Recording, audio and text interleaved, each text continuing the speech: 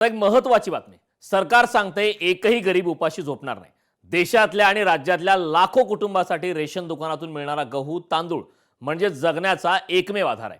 प्राधान्य कुटुंब योजनेअंतर्गत रेशन कार्डवर प्रति व्यक्ती अवघा 2 किलो गहू आणि 3 किलो तांदूळ म्हणजेच एकूण 5 किलो धान्य मिळतं।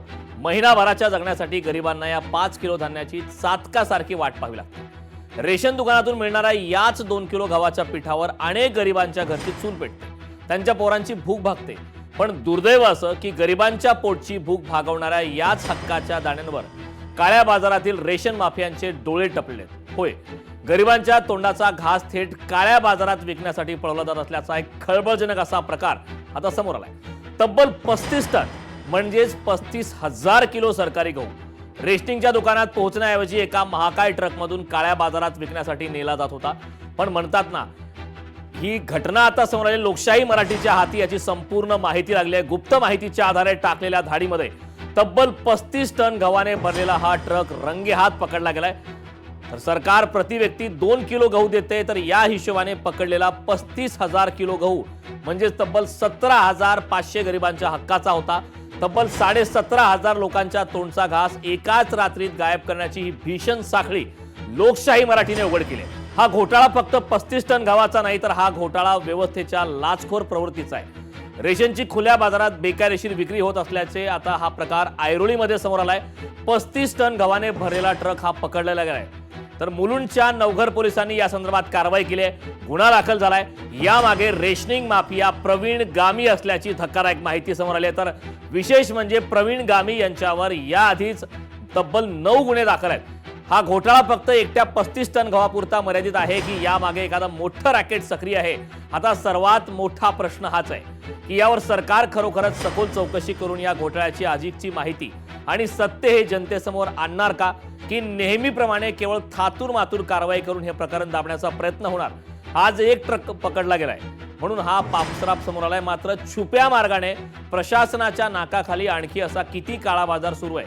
गरिबाच्या तोंडचा घास पळवण्याचा हा प्रयत्न सुरू आहे। यामागे नेमकं प्रशासन कुठं कमी पडतंय, व्यवस्थेमधल्या नेमक्या काय त्रुटी आहेत हे सुद्धा पाहणं तितकंच महत्त्वाचं आहे।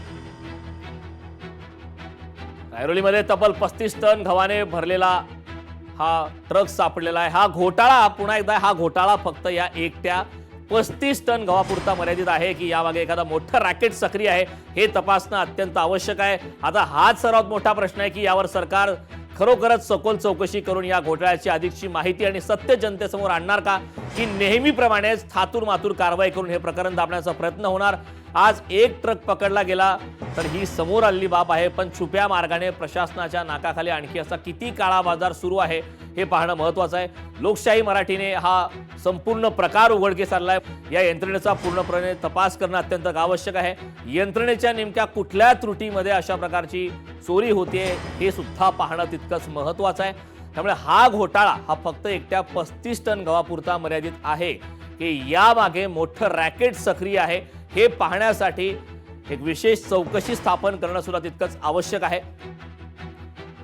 यावर सरकार खरोखरच सखोल चौकशी करून या घोटाळ्याची अधिकची माहिती आणि सत्य जनतेसमोर आणणार का हे पाहणं महत्त्वाचं आहे।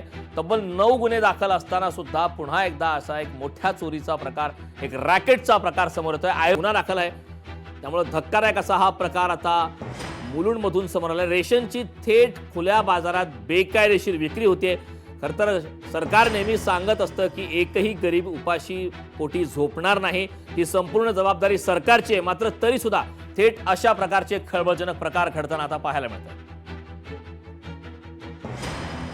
धक्कादायक असा प्रकार समोर आला, त्यामुळे सरकारची आता नेमकी काय भूमिका असते सरकार या संपूर्ण रॅकेटची? लोकशाही मराठी ऐका, पहा, जागरूक रहा।